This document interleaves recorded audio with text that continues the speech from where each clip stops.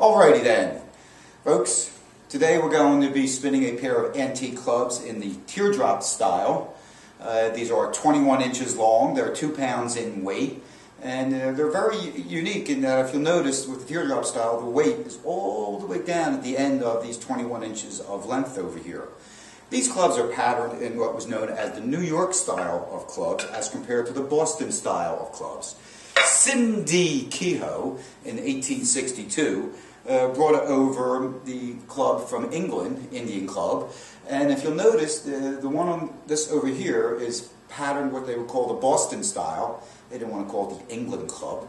This was the United States, and there was just a war with England 40-some years ago, in the War of 1812. But it was called the Indian club, but it became the Boston style as compared to the New York style, which actually was a modification that Sim D Kehoe introduced into his clubs.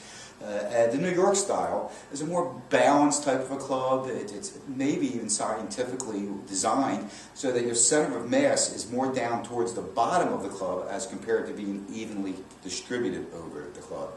You get distinct different swinging characteristics with the two clubs.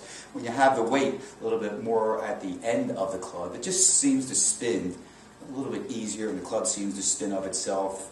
They're very nice swinging clubs when you have the New York style that puts the weight more at the end.